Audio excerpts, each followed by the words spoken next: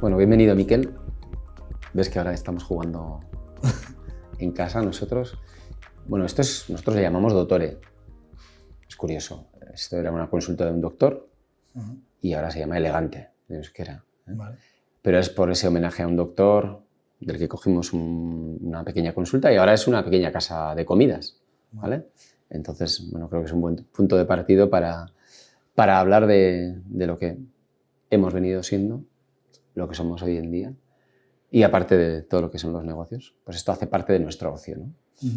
Pero es ocio donde tenemos la suerte, porque nosotros damos de comer, damos placer, pero en esas partes de placer también se generan, bueno, esas conversaciones distendidas, ¿no? Esto es dottore y esto es donde nosotros hemos terminado. Es que ricasco por recibirme aquí y bueno, juego en tu casa, pero a mí me gusta ganar siempre, aunque hoy te voy a dar un poco de tregua. No nos vamos a dejar y no vamos a poner una competición, ¿no? Y a ver si somos capaces de un poquito de esas sinergias que dices que se crean aquí cuando viene la gente, de seguir creándolas y seguir comunicando y bueno, aproximar cada uno nuestra realidad, que al final creo que están muy lejanas en muchas cosas, pero creo que pueden tener muchos puntos en común, ¿no? Y creo que antes hablando un poco me llamaba un poco la atención, ¿no? Cómo habías empezado tú, ¿no? Que decías que tu destino había sido una cosa, ¿no? Y cómo habías subido, creo que en mi caso el destino también, pero me llama mucho la atención cómo te ocurrió a ti, no sé, cómo lo sientes, ¿no? Tú en ese sentido. Jo, pues mira, es verdad que he tenido que tomar varias decisiones en mi vida que iban contra el destino, en cierta forma. Y la verdad que no me siento nada transgresor, ¿eh? O sea, yo me siento un tío bastante de montón. Pero sí es verdad que en un momento determinado, probablemente, no sé cómo llamarle, en vez de tomar un camino probablemente que hubiera sido el que me hubiera llevado a completar ese primer ideal que uno tiene, pues decidí ir por otros caminos, probablemente por ponerme exámenes nuevos y por sacar un otro yo de dentro, ¿no? Seguramente todos buscamos un espacio de confort donde nos manejemos con cierta comodidad, ¿no? Pero seguramente, viéndolo con perspectiva, es un espacio donde te pierdes un montón de oportunidades. Bueno, la mayoría de oportunidades, ¿no? Porque realmente, seguramente todo se trata de adaptarse, de generar nuevos horizontes, nuevas perspectivas. Probablemente también hay una parte de contribución, digamos, ¿no? Uno quiere contribuir de otra forma a lo que está haciendo. Sí es verdad que a mí no me da rubor decir que el trabajo para mí ha sido una parte muy importante de mi vida, donde yo he podido desarrollar competencias profesionales, pero luego competencias humanas también, muchísimas competencias humanas, ¿no? Y yo, bueno, digamos que cuando llego a esa edad en la que la gente, y lo comentábamos antes, en la que está forzada a decidirse por su futuro y todavía, según en qué países, todavía no puede ni fumar ni beber, ¿no? Y te están haciendo tomar decisiones para toda la vida, yo decido ser cocinero sin saber lo que significa eso, simplemente porque en mi casa había visto cocinar. Luego, bueno, me veo sometido un poco a un contexto que construye nuevas realidades, en cierta forma.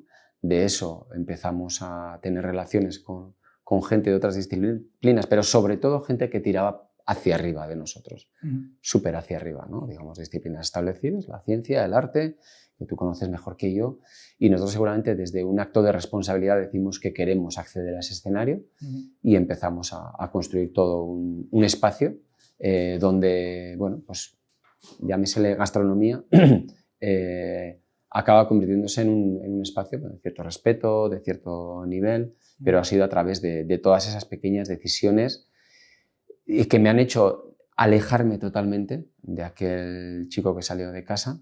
Yo he vivido una paradoja, ¿no? O sea, he estado 20 años trabajando en un restaurante y en mi casa la gente no sabía lo que hacía. Sabía que no cocinaba, porque hay que reconocerlo, yo cocinaba un 10% de mi tiempo y el resto del tiempo cocinaba otro tipo de cosas, ¿no? Y después de pasar 20 años cocinando y de lo que aprendemos ahí, decidimos emprender negocios. Entonces, mi familia no supo lo que hizo, pero mi familia después me dijo, ¿por qué lo dejaste? Porque era un espacio que reconocía, una actividad que reconocía, mientras que explorar y hacer negocio era aventura y una falta de seguridad, ¿no? Yo creo que tú también tenías un comienzo Sí, similar. un poco así, ¿no? Pero desde siempre me voy un poco a la edad que comentabas, ¿no? Esa edad de que en muchos países no puedes ni fumar ni beber, ¿no? Yo me acuerdo, yo estudiaba ciencias de la salud en el colegio, ¿no? Y a mí me gustaban muchas cosas, entre ellos pues la psicología, tal y cual. Me acuerdo un profesor me dijo que a ver cómo iba a estudiar yo psicología con las notas que sacaba y con la capacidad intelectual que sacaba, ¿no? Y no sé, son análisis que te va haciendo la gente, pero bueno, poco a poco pues decidí emprender un camino y luego la vida te va llevando por cosas, ¿no? Igual tú lo tuviste más claro y determinaste, pero yo dejé que me fuese llevando, ¿no? Y luego pues tuve la oportunidad de ir adaptando a diferentes cosas. Y un poco de lo que hablabas de la zona de confort antes, ¿no? Yo sí que siento que muchas veces necesito estar en una zona de confort, pero otras muchas veces necesito salir. Es como que necesito aprender diferentes cosas para mantener esa motivación. Porque si no, si estoy todo el rato en la zona de confort, estoy en una situación de monotonía que no me aporta nada bueno. A mí, a nivel personal, no me gusta esa sensación. Entonces, yo creo que también he ido cambiando de ámbitos, pues desde... Yo empecé química, me pasé a bioquímica y ahí fuimos a farmacología y luego pues estuve con química computacional, experimental, ¿no? Y al final, pues bueno, te van abriendo caminos. Y luego, pues decidí un momento, me dieron la oportunidad de entrenar. Y la gente te decía, pero ¿cómo vas a dejar esto ahora la ciencia? Si has hecho un doctorado y todo el esfuerzo que has hecho y no sé qué, ¿por qué no, no?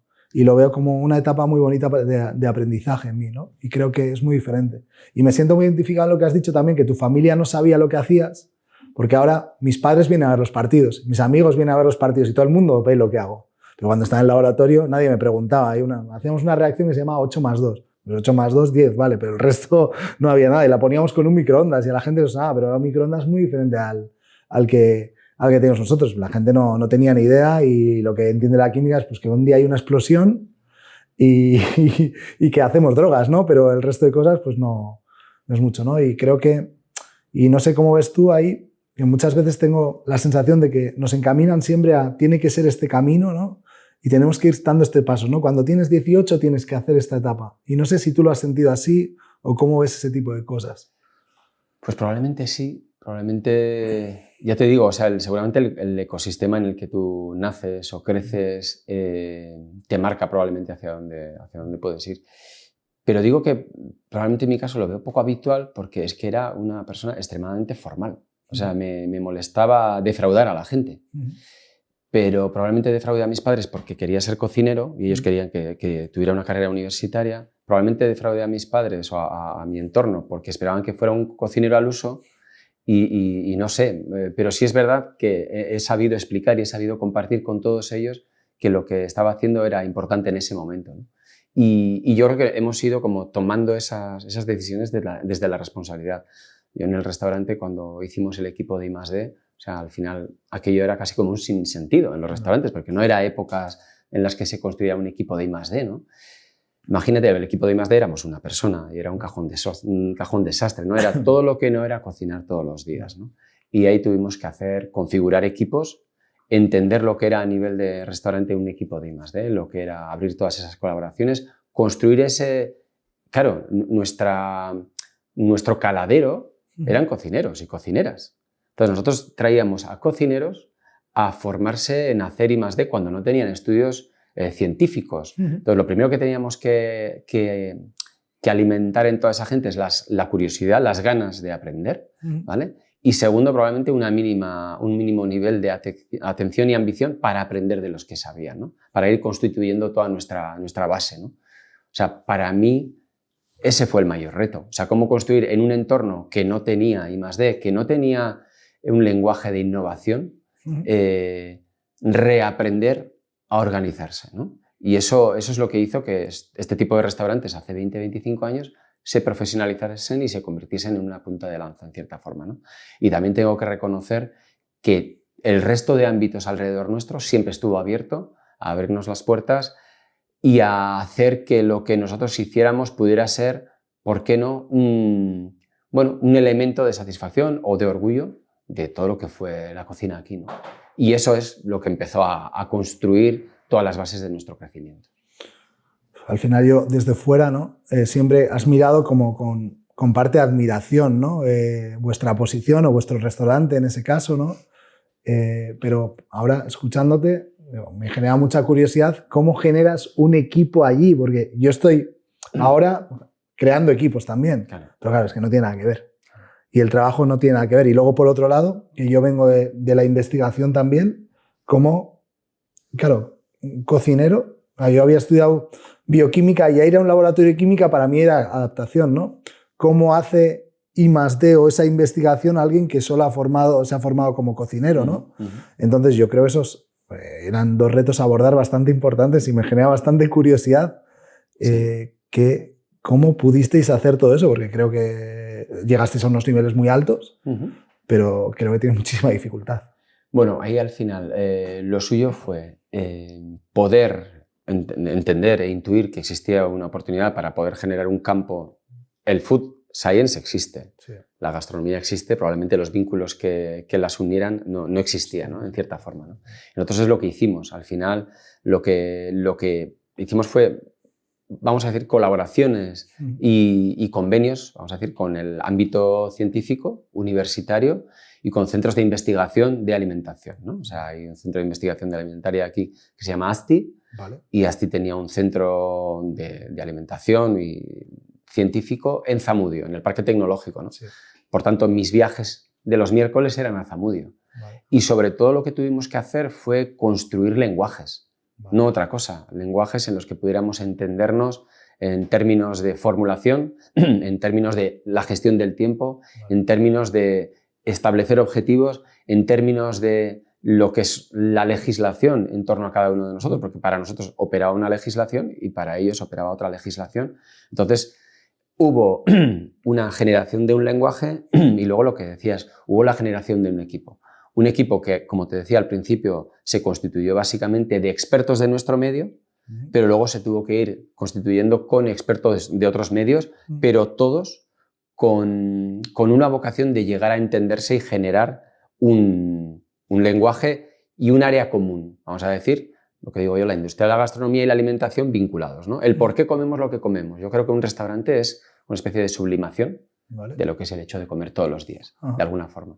Y ellos nos ayudaban a entender eso y nosotros les ayudábamos a ver cómo el consumidor medio podía llegar a consumir lo que le gustaba, comer por el sabor, por el gusto, por la textura. O sea, tratábamos de alimentarnos los unos a los otros, ¿no? Y ahí tuvimos que aprender muchos protocolos.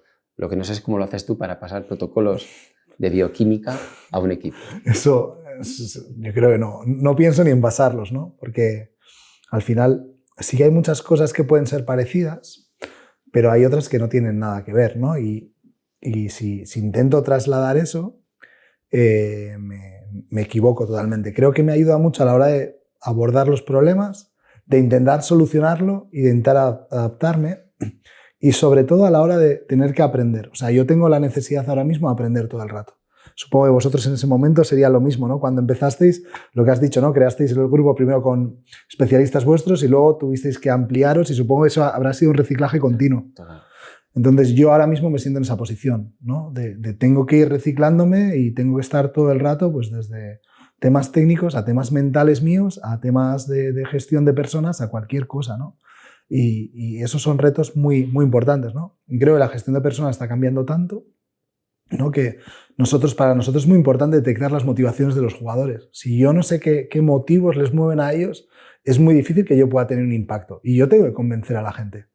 Entonces, si no soy capaz de convencer a la gente de que tiene que hacer algo, la otra opción es imponer. Pero yo si impongo, me caigo. No puedo estar imponiendo todo el rato. Entonces, claro, tenemos que conocer las motivaciones y tenemos que ser muy hábiles ahí. Y va a haber situaciones que la gente va a tener que hacer cosas que no le gustan. Que yo no sé cuánto es en el resto de ámbitos, o tú cuando trabajabais en la cocina o con los proyectos que tienes ahora, ¿no? ¿Cuánto está dispuesta la gente a hacer cosas que no le gustan por el beneficio común?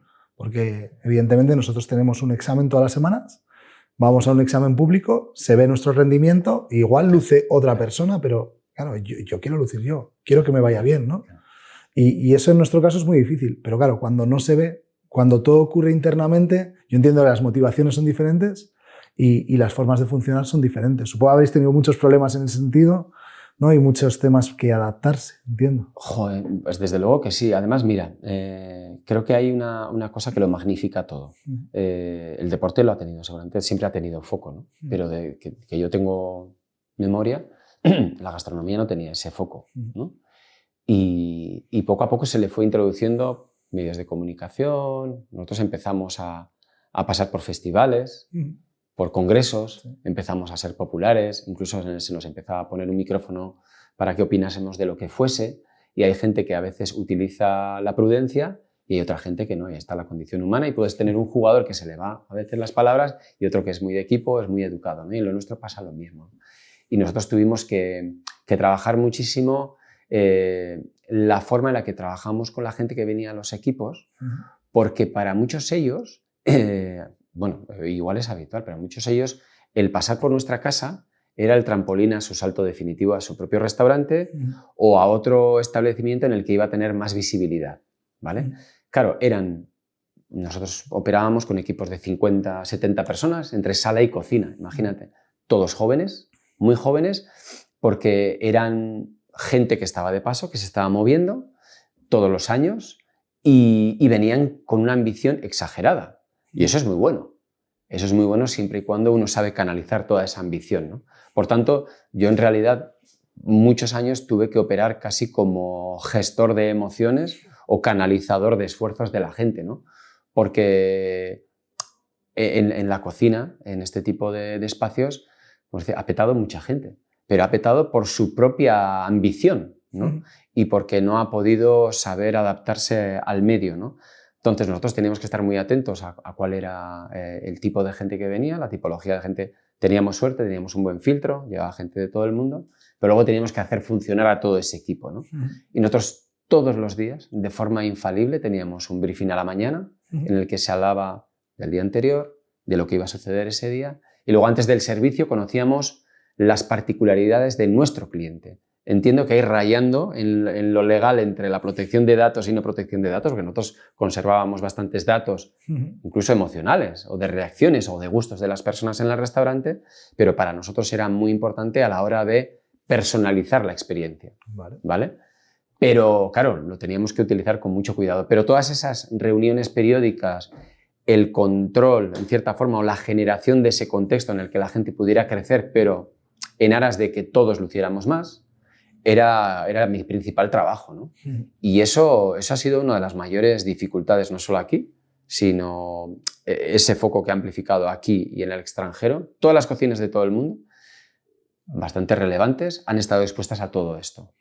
Y lo hablábamos antes, ¿no? Quizá la generación de ahora, a nosotros, y yo personalmente siento la necesidad de hablar un poco de las cosas buenas y de las cosas malas que han ocurrido ahí. Porque yo también lo hablaba con algún científico, ¿no? Siempre os tenemos, joder, sois una gente que ha estado ahí en el alto rendimiento, pero muchos me decían, ¿no? No, aquí también hay de todo, ¿no? Sí, al final yo tengo corta experiencia en la ciencia, ¿no? Pero sí que he visto mucha gente pasarlo mal mentalmente, ¿no? Tal y como está montada la investigación pública aquí, tú estás en procesos todo el rato productivos y competitivos, con gente que tiene ambición de llegar a las siguientes etapas, que es parecido a lo que os pasaba a vosotros, ¿no? Y que normalmente esos eran pasos, lo mismo, ¿no? Para intentar ir hacia arriba. Y gente muchas veces dispuesta a pisar al otro o a dejar de lado a la gente para intentar sacar un beneficio común, ¿no? Entonces, eso genera mucho estrés, mucha ansiedad en la gente, casos de compañeros que pues, le han dado un ataque de ansiedad y se ha caído al suelo, o situaciones que hemos vivido todas y que se viven en el deporte también, ¿no? Claro. Hoy en día creo que el deporte está normalizando cada vez mucho más el tema de los psicólogos deportivos, gente que ha tenido depresiones, gente que ha tenido que parar por lo que sea, ¿no? Y creo que son cosas que se tienen que visibilizar, porque algunas simplemente son condiciones del ser humano que en el momento igual no estábamos preparados o la situación nos ha superado, no sabemos llevarla, y otras son cosas que hemos hecho mal como gente que estamos en el deporte o gente que estamos en la ciencia, que tenemos que gestionar las cosas de otra forma. Y yo creo que se está avanzando mucho en la sociedad en muchas cosas y hablar de todas esas cosas creo que puede ser muy positivo para que no vuelvan a pasar, ¿no? Evidentemente la sociedad va a cambiar y no es que todos vayamos a ser felices y todo eso. Al final yo creo que hay momentos para pasarlo mal, en cualquier trabajo hay momentos de sufrir, hay momentos de todo, pero creo que muchas cosas no se han pensado tanto en la persona y hoy en día se está...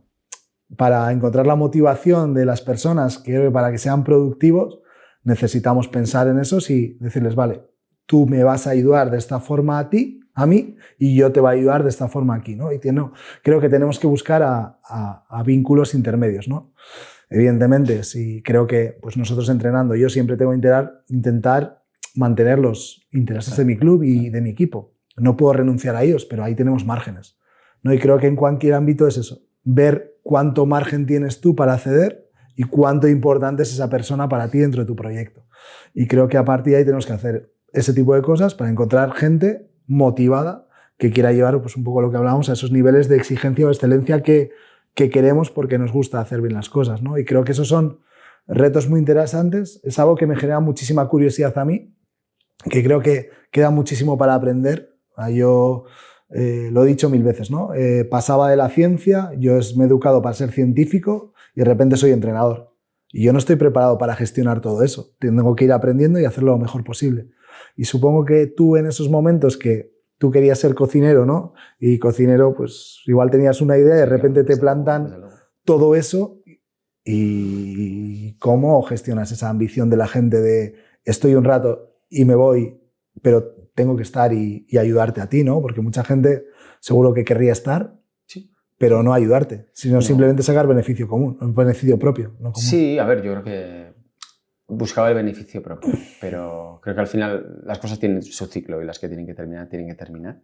Y la gente que hacía su fase completa en Mugaritz, que era, por ejemplo, una campaña entera y más de carta y retirada, la solía cumplir. Y normalmente solíamos hacer un reclutamiento de aquellos que habían hecho bien ese proceso y que ya querían dar al proyecto en sí, ¿no? Y hay gente que se quedaba a dar al proyecto, ¿no? Pero normalmente era gente que tenía fecha de caducidad. Y creo que era bueno que la gente tuviera fecha de caducidad. Los que no teníamos fecha de caducidad éramos nosotros. Y yo muchas veces pensé que el problema éramos nosotros, porque nosotros no dejábamos renovarse al sistema, vamos a decir, ¿no? Y llegó un momento en el que yo dije, yo probablemente no aporte al sistema o esté condicionando de sobremanera el sistema, he visto que hay otra persona que puede seguir aquí y yo voy a emprender con otros objetivos, ¿no? Y en ese momento yo cuando dejo Mugaritz y emprendo con otros objetivos que llevan mi deseo y mis ganas de mejorar o esos desafíos más adelante, ¿no? Y creo que en los proyectos de ahora hay un gran componente de ambición, hay un gran componente de incertidumbre y probablemente eso es lo que hace que nosotros podamos seguir teniendo exigencia a las personas que entran con nosotros. O sea, cuanto más lejos pones ese objetivo, cuanto más abstracto es, más ejercicio le pides a esa persona que te acompaña, ¿no? Porque necesita entender aquel objetivo que tú estás persiguiendo y debe imaginar contigo todos los caminos que tendremos que transitar hasta llegar hasta allí, ¿no? Vale. Y ahora estamos nosotros en 2 o 3 proyectos que coincide que son de ese tipo, ¿no? En un momento en el que la motivación es una de las palabras centrales en la sociedad, ¿no? ¿Qué nos motiva? ¿Qué nos hace participar de un proyecto? ¿De qué forma compartimos nosotros nuestro valor en cierta forma, ¿no? Y lo que estamos haciendo ahora nosotros es generar equipos con generaciones nuevas hacia, digamos, objetivos complejos, ¿vale? Pero con los nuevos valores de hoy en día, en los que yo estoy de alguna forma fiscalizado por una nueva forma de valores.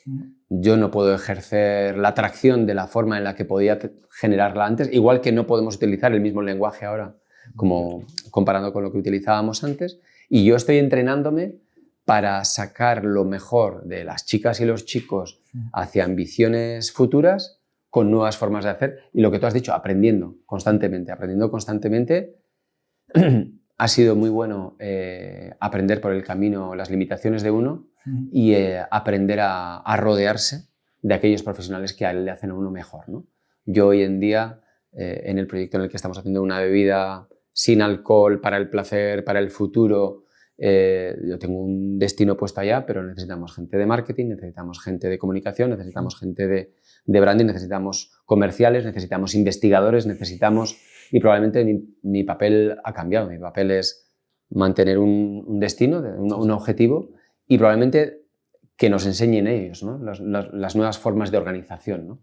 Y es un poco el camino que estamos haciendo nosotros ahora. O sea, básicamente tú eres un gestor que Sí. tiene que tener capacidad de adaptarse Sí, a lo que los de abajo te vayan orientando, pero siempre conservando la idea. sí, yo creo que sí. O sea, eres un gestor de objetivos y un gestor de recursos, en cierta forma. Pero desde la experiencia probablemente lo que estás haciendo es, bueno, pues tocar las teclas de esas personas para que la música suene bien, ¿no?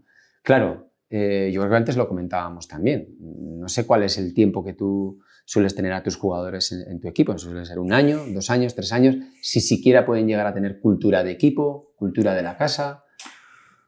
Eso es un reto siempre, ¿no? Porque hay muchos jugadores que están 1 año y se van, 2 y se van, ¿no? Porque al final el mundo este está montado así, ¿no? El sistema está montado así y si quieren... Claro, la peculiaridad del deporte es que tú tienes unos años de rendimiento deportivo. Claro.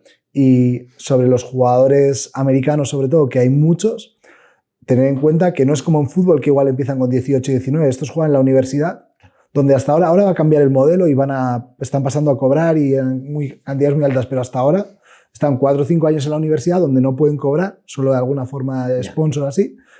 Y su primer año profesional es cuando viene a Europa con 23, 24 años. Entonces, desde los 23, 24 años hasta los 37, 38 que puedes estar, ¿cuántos años son? Entonces, a mí el año pasado me decía, no, hemos tenido el MVP y el máximo anotador de la liga. Joder, pero no se queda Alex otro año más, ¿no podéis pagarle? Es que Alex no ha venido a Donostia a conocerme a mí y mirar qué simpáticos y qué bien me cuidan y qué bonito es Donostia. Alex ha ido a hacer su carrera lo mejor posible y no puede esperar porque no tiene tiempo. Entonces, el primer año que tuvo ese chico, por ejemplo, no fue bueno, tuvo que dar un paso atrás, pero de un paso atrás para volver a impulsarse. Y ahora está en otra situación. Entonces, tiene esas particularidades el mundo del deporte que complica un poquito ese tema, ¿no? Porque al final, joder, pues la gente tiene que estar poco.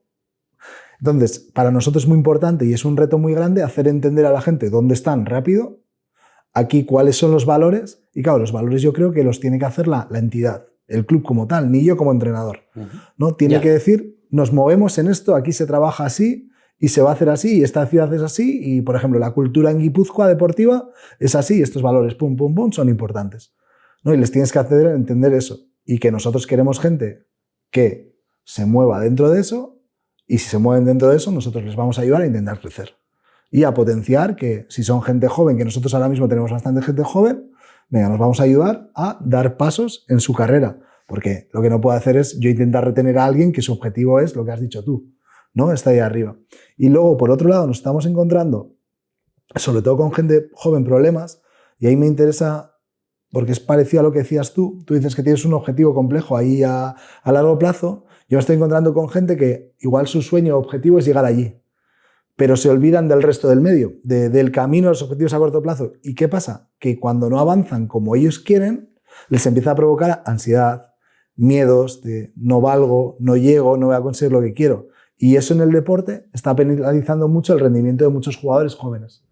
Y entonces esos jóvenes, ¿no? pues muchas veces pues, se sienten perdidos y es difícil ayudarles, ¿no? No sé si ahora que te has puesto a liderar esas cosas y has dicho que tienes gente joven, si les pasa lo mismo cuando les planteas ese objetivo a largo plazo o lo planteáis de una forma diferente o lo abordáis diferente. Bueno, seguramente lo que hemos dicho antes, la palabra motivación es una palabra muy gruesa hoy en día, ¿vale?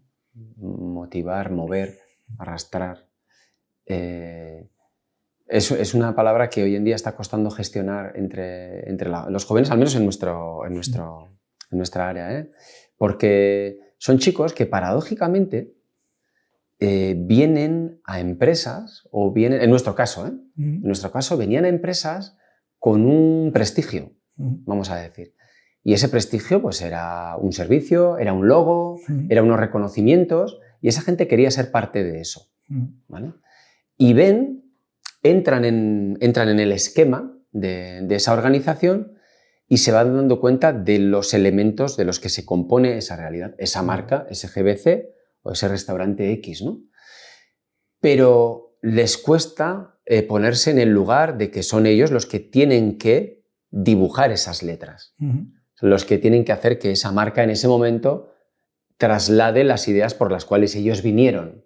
Entonces te toca pasar a la acción para poder hacer todo eso, ¿no?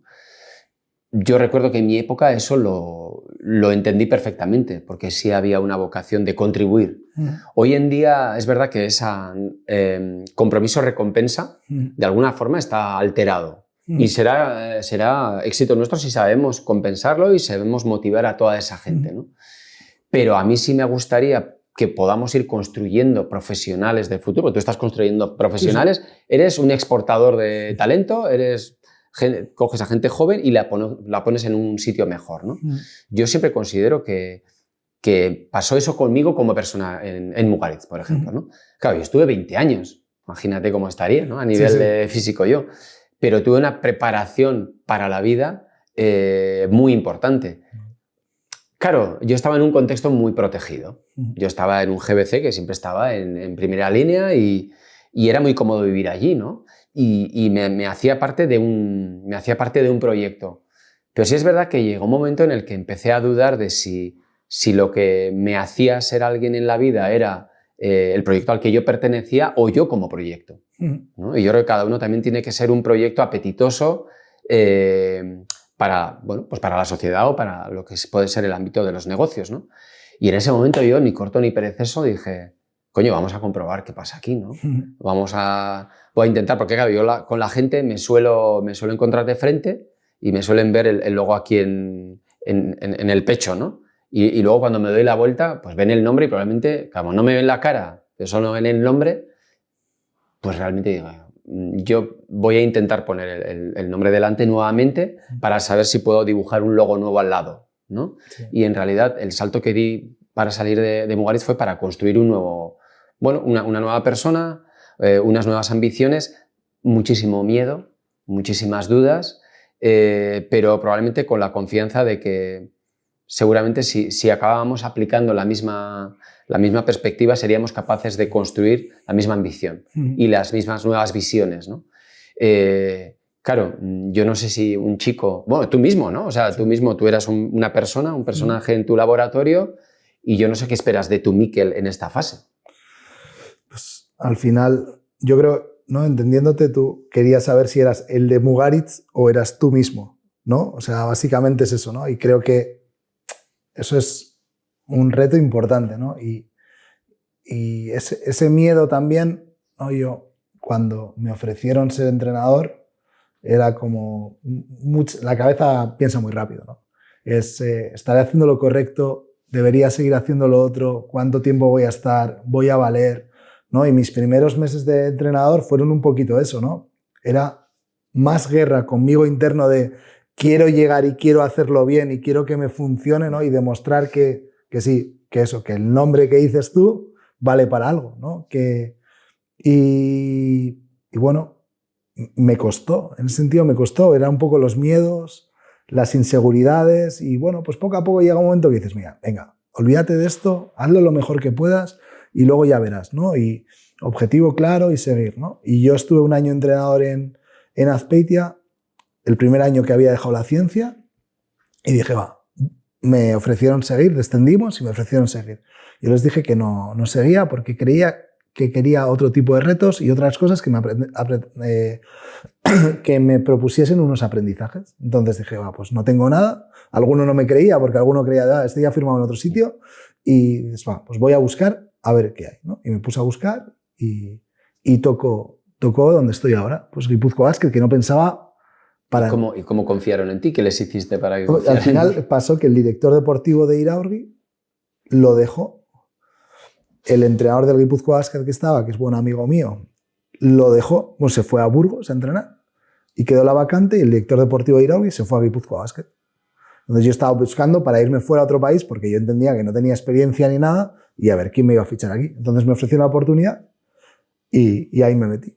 Y otra vez estaba con lo mismo, ¿no? Pues si vas a valer, si tal, ¿no? Y muchas veces ahora, cuando vas por la calle, siento que ya muchas veces no soy Mikel, soy el entrenador del Gipuzkoa Basket, ¿no? Que era lo mismo. Bueno, pero que lo has conseguido, entonces de alguna forma lo has conseguido. Sí, por un lado sí, pero por otro lado es el equilibrio entre seguir siendo yo, ¿no? Que es una de las cosas que me preocupa mucho, y ser el entrenador del Gipuzkoa Basket. Yo no quiero quitarme en ningún momento la etiqueta de ser el entrenador de Guipúzcoa Basket, pero quiero seguir manteniendo mi esencia y quiero seguir aprendiendo sobre eso y sobre todo quiero ser alguien que sea útil para el club donde estoy, ¿no? Y creo que en ese sentido es parecido, ¿no? A mí se me hace difícil en mi situación desvincular el escudo del nombre, ¿no? En tu caso, igual, al romper tanto con proyecto, ¿no? Porque yo si dejo esto, habré sido el que ha entrenado al Guipúzcoa Basket. No me ficharán seguramente solo por eso, pero sí que es un factor. Claro. Si sigues en el mundo entrenando, sería un factor. En tu caso, seguramente entiendo que si tú rompieses con eso, habrá gente que todavía, y bueno, estamos hablando mucho ahora mismo de eso, pero sí que hay otra gente que te has vinculado totalmente y supongo que eso te da un poquito de hasta tranquilidad, ¿no? Y un poquito de seguridad y ganas de seguir emprendiendo proyectos. Hombre, pues lo que te decía, porque es que es necesario que salga otro yo. Y para mucha otra gente, para nuevas generaciones, no existe mi pasado. Entonces la referencia es a partir de lo que nosotros hemos construido, ¿no? Entonces tú eres una nueva persona con unas nuevas referencias y estás generando nuevas realidades en torno a ti vinculadas a las nuevas necesidades que hay en la sociedad. Yo hoy en día interpreto nuestra actividad, la gastronomía, de una forma distinta a la que lo entendía hace 20 años. Los gustos y las posibilidades y el uso, de hecho, de lo que es la gastronomía en la sociedad hoy en día es diferente. Yo siento haberme reinventado, siento haber sido también, bueno, inspiración para algunos chicos y algunas chicas y seguramente es, bueno, yo creo que es un poco lo que me mueve, ¿no? O sea, hacer mover a otros, hacer arrastrar a otros, generar, mover voluntades, generar los siguientes profesionales y desde luego adaptar muchas de las cosas que ellos están poniendo en marcha para tampoco sentirte fuera, ¿no? Porque entiendo que también, o sea, hay una edad seguramente y yo pertenezco a esa edad que hoy va a hacer 50 años pronto y también estás queriendo no quedarte fuera porque hay toda una generación de nuevas personas que afortunadamente han surgido de nuestros sueños, de lo que era la universidad o el campus gastronómico, que hoy en día yo no, o sea, me cuesta muchísimo la conversación con ellos, ¿no? Porque pertenecen a otra generación, a otras ideas, a otros valores y trabajo de forma inversa. Trato de estar cerca de ellos, ¿vale? Para estar también activo. Entonces, bueno, yo creo que es un crecimiento continuo, constante y mi profesión lo que me ha ayudado es eso, a estar en forma, a ser posible todo el tiempo. Todo el tiempo. Me siento bastante identificado con eso, ¿no? Te iba a preguntar un poco que estábamos hablando antes de motivación y ahora qué era lo que te movía, pero bueno, creo que lo has dejado claro y yo siento en parte que es parecido, ¿no? Porque a mí me está moviendo ahora mismo el ayudar a formar a esos jugadores jóvenes y a que tengan una oportunidad y ayudarles en su carrera por un lado y por otro lado me mueve el tener que aprender y reciclarme para poder llegar a eso. Y me estaba sintiendo muy identificado en lo que estabas diciendo, ¿no? Porque, joder, tú podrías tener la opción de elegir, pues no me acerco a ellos. Sería más o menos eficiente, claro, pero podrías tener la opción. Yo puedo dejar que mi vida, oye, vaya a la deriva hacia donde tiene que ir, no. Podría, incluso siguiendo con ese proyecto, podrías decir, soy otro tipo de líder y bueno, estamos aquí, yo estoy aquí. Yo no tengo esa opción. Claro. Porque yo me tengo que acercar a ellos, porque tengo que entenderlos, tengo que escucharles, porque si no, es imposible sacar rendimiento. En tu caso, creo que es mucho más eficiente y yo intentaría hacer lo mismo, pero sí que hay muchos casos que no lo hacen. Entonces, por un lado, creo que tienes bastante mérito y creo que yo agradezco ver gente que tenga ese tipo de actitudes porque creo en ellas, ¿no? Pero en nuestro caso yo creo que el que no lo haga se está equivocando por completo, porque es que no tenemos otra opción, porque si yo no consigo entender al que tengo al lado, no va a rendir como rinde. Y muchas veces no lo conseguimos porque nos equivocamos y es lo que hay, o porque simplemente no estamos preparados o porque no tenemos el nivel o porque al final somos personas. Y yo hay con personas como tú, ¿no? que congenias más y con otras menos. Y igual coincides en el mismo entorno, la misma situación, te toca remar, pero no estáis preparados para eso, ¿no? Y creo que hay que admitir esas cosas, ¿no? Y supongo que tú en todos estos procesos que llevas de los 20 años allí y los nuevos, serás consciente que has cometido muchos errores y que has tenido que aprender muchas cosas. No sé si esos te genera ansiedad, si los aproximas de, venga, voy a aprender de ellos para enfocar otro nuevo reto, otra nueva etapa. No sé cómo has gestionado todo eso, porque claro, tú has ido aprendiendo mucho y no estabas preparado a eso y por narices te has tenido que topar con paredes, decir esto hasta aquí no podemos avanzar, ¿no? Sí. Entiendo. Sí, bueno, a ver, yo creo que bueno, primero culturalmente nosotros no solemos estar preparados para el fallo, no es una cultura que promueva el fallo, de la misma forma que tampoco defiendo la cultura que sobrevalora el fallo, ¿no? Esa idea americana de que fallar hace que estés más cerca del éxito, ¿no? Hay una idea romántica del fallo que creo que tampoco está bien, ¿no? Sí, yo creo que la vida te ha ido enseñando esos procesos de aprendizaje, del error, ¿vale? Yo me he desarrollado como profesional y ahora me estoy tratando de desarrollar como persona que lleva a cabo un negocio o se ocupa de la vida de otras personas o saca un producto adelante, ¿no? Y sí es verdad que estás aprendiendo mucho, seguimos equivocándonos, pero para mí la mejor forma de no equivocarme es también compartir mis carencias con toda la gente y sobre todo lo que trato es de que en nuestro equipo haya gente que sepa bastante más que yo, porque eso te ayuda a hacer un mejor equipo, ¿no? Y eso lo aprendes con el tiempo. Yo creo que eso es lo que desde el inicio hicimos nosotros, ¿no? Rodearnos de gente que era mejor que nosotros y hoy en día seguimos haciendo lo mismo. Y la gente joven para mí es una forma de más conocimiento. Sí, al final están preparados de otra forma, ¿no? Y hay en ciertas áreas que tú seguramente sepas más, pero en otras áreas ellos sepan más, ¿no? Y nosotros, yo me acuerdo cuando estábamos en el laboratorio se basaba todo, nosotros sabíamos de esto y cuando no sabíamos algo, lo que hacíamos no era aprender de eso, era buscar al que sabía de eso, intentar que ese nos ayudase y luego a partir de ahí nosotros íbamos aprendiendo y tal. Y creo que eso enriquece mucho, ¿no? Y creo en ese sentido que lo que dices con los jóvenes, pues al final no es buscar, pero vas añadiendo a gente que te obliga a aprender. Bueno, un poco en conclusión, yo creo que la vida y desde luego lo que me ha aprendido a mí es una cuestión también en cierta forma de actitud, ¿no? De querer aprender, de seguir manteniendo un poco las motivaciones en cada grado, en cada momento y yo creo que es lo que pienso seguir practicando, ¿no? O sea, al final, mientras siga, creo que en nuestro sector, creo que estaré vinculado seguramente a la alimentación porque es una cuestión que me preocupa muchísimo, pero como comas tú, como coma yo y como coman nuestros hijos, creo que trataré de seguir aprendiendo de todo lo que viene por delante, trataré de ir incorporando el criterio que nosotros hemos podido llegar a generar con ellos, ¿no? Y bueno, pues avanzar en esa mejora constante si es posible, ¿no? Sí, al final yo no sé en qué estaré, ¿no? Lo que sí que me ha llamado mucho la atención y creo que siempre que me pasa, cuando escucho a personas que han sido capaces de ir cogiendo caminos que ellos creían, de irse adaptando, de irse aprendiendo, de renunciar a una situación de comodidad para empezar una nueva y tener otras fases y no tenerle excesivo miedo, porque miedo seguro que sí, ¿no? Pero ser capaces de desbloquear esa situación para seguir, ¿no? Yo creo que es algo que enriquece mucho, ¿no? Entonces yo ahora mismo no estoy pensando mucho en qué voy a hacer porque hasta hace poco estaba pensando en unas cosas y ahora estoy intentando disfrutar, intentar llevar esos aprendizajes que estamos hablando al máximo, ¿no? Lo que dure me durará y luego seguramente que en otro momento retomaré otro camino, ¿no?